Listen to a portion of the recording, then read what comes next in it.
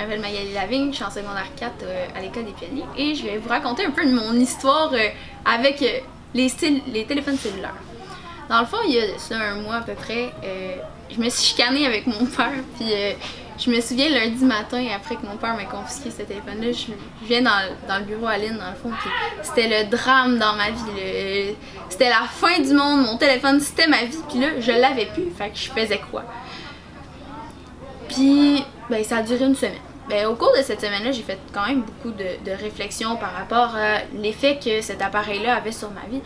Puis, je me suis rendu compte que finalement, c'était plus une nuisance, voire une dépendance, que quelque chose qui pouvait m'aider dans la vie. Donc, j'ai pris plusieurs décisions suite à cette semaine-là. Tu sais, j'ai pris la décision durant cette semaine-là de, à partir du moment où j'allais le revoir, de, à tous les soirs à 8 h, dans le fond, de mettre mon téléphone sur le comptoir de la cuisine. Parce que 8 h, c'est à peu près 1h30 avant que j'aille me coucher, donc ça laissait le temps à mon cerveau, dans le fond, de se calmer et de se préparer en mode, ben, il faut que tu ailles dormir à un moment donné, là, dans la vie. Fait que, tu sais, j'ai quand même réussi à le tenir, mais j'avais demandé à mon père, dans le fond, tu peux-tu m'aider? Parce qu'une dépendance, souvent, ça prend de l'aide pour la régler au départ, parce que c'est rare. Il faut que tu aies le vouloir de le faire, mais c'est rare que tu vas être capable de le faire toute seule, là. Fait que j'avais demandé un peu d'aide. On a eu un peu de difficulté à s'entendre sur le mot aide. Fait que ça n'a pas duré longtemps. Mon idée a été là pendant 2-3 jours, mais après ça, j'ai recommencé à le prendre plus longtemps, puis à le garder plus longtemps le soir.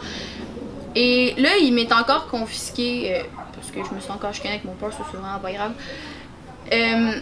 Puis je me suis rendu compte que finalement, ben, j'étais quand même capable de vivre sans, puis que finalement, cette conséquence-là, elle a peut-être plus autant d'impact qu'elle en avait il y a un mois quand je me le suis fait enlever la première fois.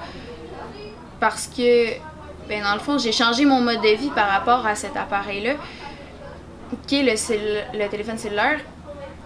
Et, tu sais, le soir, à la place de prendre mon téléphone maintenant, puis de regarder mes réseaux sociaux, puis de faire mes petites affaires, ben, je vais ouvrir un livre. Je lis beaucoup plus maintenant.